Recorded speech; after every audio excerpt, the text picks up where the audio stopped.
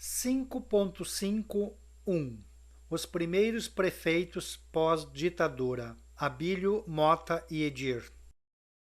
A política por excelência é a relação que os seres humanos têm uns com os outros na polis, que em grego significa cidade, comunidade. Portanto, todo ser humano que vive na polis faz política.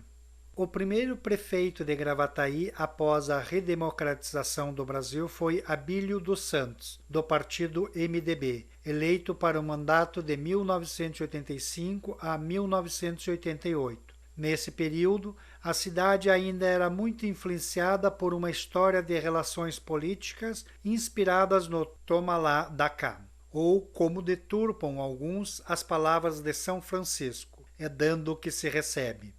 Essa política clientelista de troca de favores entre o líder político e os seus eleitores, tanto a nível de prefeito como de vereadores, é uma característica na história política da nossa cidade, em que os bilheteiros do prefeito e dos vereadores, solicitando emprego, uma carga de aterro ou até mesmo um caixão e uma vaga no cemitério para enterrar aquele parente ou amigo que insistiu em morrer de forma inesperada, pegando a todos desprevenidos. A mesma lógica também se repete em outro nível, por exemplo, a doação de terreno público para a instalação de instituição de ensino privada ou de alguma empresa multinacional de grande porte ou a autorização para a construção de grandes empreendimentos em área que outrora fora um banhado.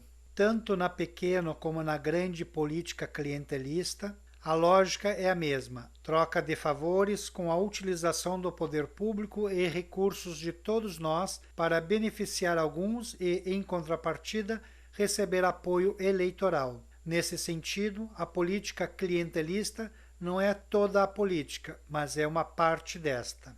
No governo Abílio, graças aos investimentos federais, foram construídas diversas escolas públicas municipais. Nesse período, foi realizada a primeira Feira do Livro de Gravataí, em 1986. No ano seguinte, foi criada a Associação dos Professores Municipais de Gravataí, que, em 1988, deu origem ao Sindicato dos Professores Municipais de Gravataí, SPMG. O contingente populacional nesse período duplicou em relação à década de 1970. Crescendo de 52.462 habitantes para 107.430 em 1980, levando a um grande investimento em escolas.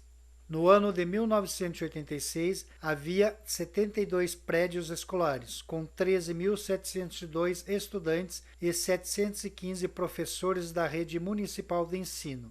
Rosa, 1987, página 118. No ano de 1987, reuniu-se pela primeira vez o Conselho do Plano Diretor para discutir a organização da cidade, que, devido ao seu crescimento desordenado, contava com vários loteamentos irregulares, sem luz, água ou saneamento. A Secretaria Municipal de Educação e Cultura, SMEC, era a responsável pelo equipamento cultural municipal, biblioteca e museu. Para atender a uma demanda por mais pesquisas sobre a história da cidade, a partir de 1987 foram realizados os simpósios estaduais sobre a cultura gravataiense. Os primeiros 3 encontros resultaram na publicação de livros que são importantes fontes sobre a temática. Além disso, em 1987, a prefeitura arcou com os custos de impressão do livro História de Gravataí, de Jorge Rosa, pesquisador e então diretor do Museu Municipal Agostinho Marta. Dentro do quadro de uma nova composição política partidária, maior participação e representatividade dos setores mais populares, surgem novos personagens, que encerram um ciclo de governos ligados aos grupos mais dominantes na vida da cidade. A partir desse processo de redemocratização em esfera nacional, também a nível local abre-se a possibilidade de criação de novos partidos, rompendo com a política tradicional da aldeia.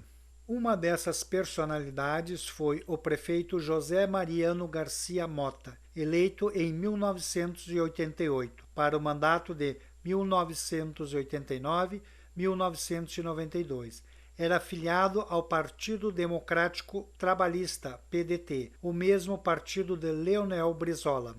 Ele acabou com um ciclo em Gravataí de governos clientelistas, realizando uma administração mais populista, voltado aos investimentos sociais como educação e saúde.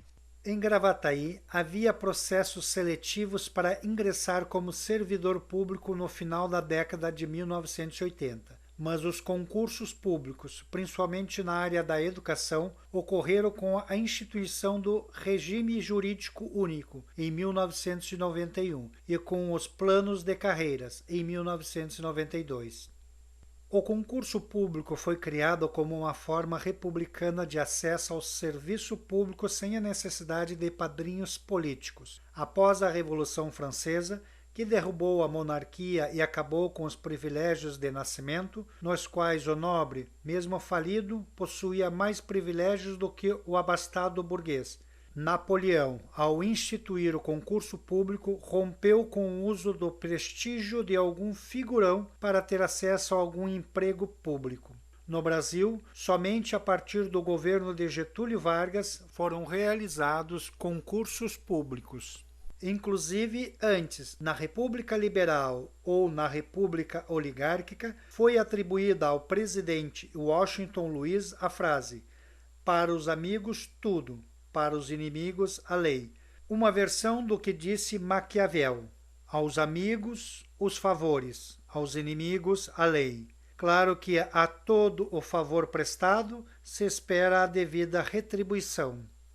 Foi criado o Arquivo Histórico Antônio Soares da Fonseca, em 1989, instituição que, junto ao Museu Municipal Agostinho Marta, atua na guarda e preservação do patrimônio histórico da cidade.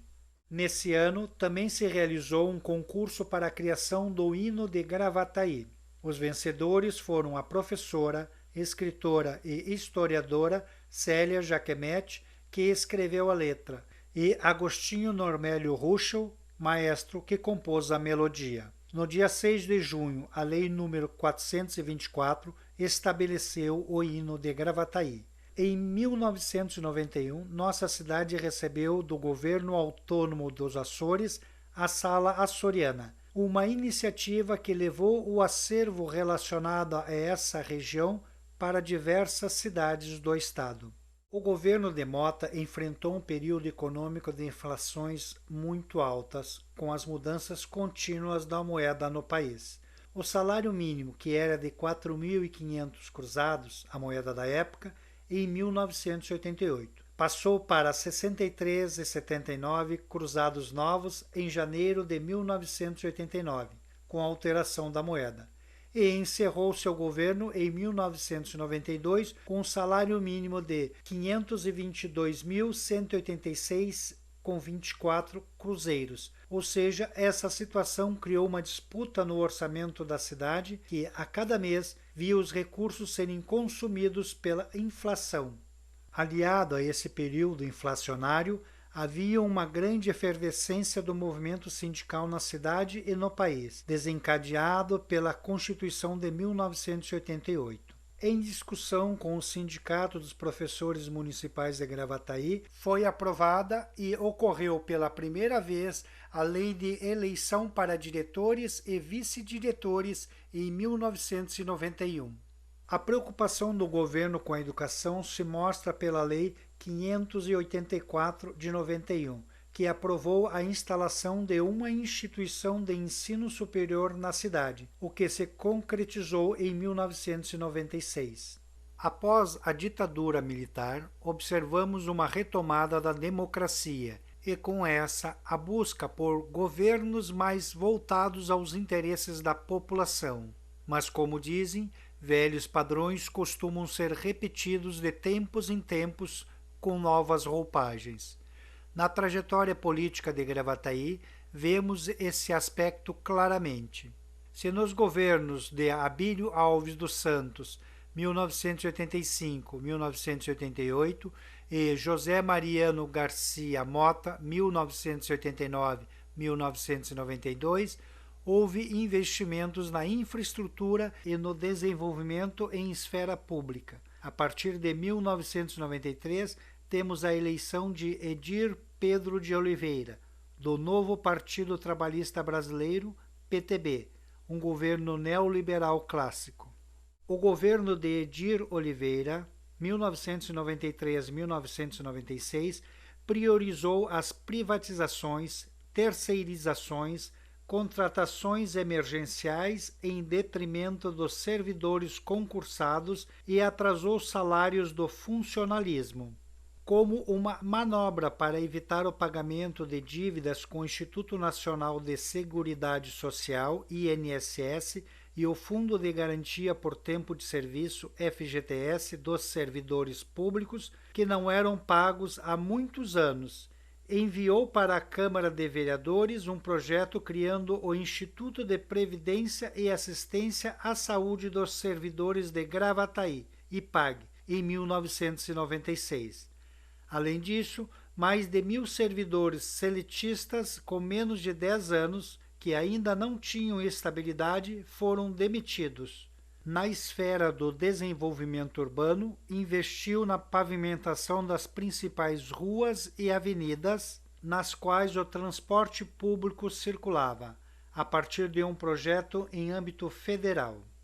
Entre as realizações desse governo estava a criação da Fundação Municipal de Arte e Cultura, Fundarc, em 1994, que passou a ser o órgão gestor dos equipamentos culturais municipais, biblioteca, museu e arquivo histórico, algo que antes era incumbência da SMEC. Em 1996, a população ocupou e reivindicou os espaços que hoje são o Quiosque da Cultura e o Cine Teatro, fechado em 2009. Também foi inaugurado o Parque Municipal de Eventos, vendido em 2019. Caloteiro revoltado. Em dezembro de 1996, na extinta TV-Com, depois de ouvir a presidenta do Sindicato dos Professores Municipais de Gravataí e a professora Marli Tomassim Medeiros denunciarem os constantes atrasos nos salários e o não pagamento do 13º salário aos trabalhadores da educação. O prefeito Edir Oliveira, 1993-1996, indignado, desabafou. Elas passaram o tempo todo com estas camisetas. Aponta para a camiseta da presidenta do sindicato, em que estava escrito: "Chega de calote, trabalhei, quero salário". De pronto, a presidenta do sindicato respondeu: "Mas, prefeito, o senhor atrasou os salários e não pagou o 13º". O repórter, espantado, se virou para o prefeito e perguntou: "O senhor não pagou o 13º?" Terminou nesse momento a entrevista. O prefeito, diante da inexorável verdade dos fatos, ficou mudo.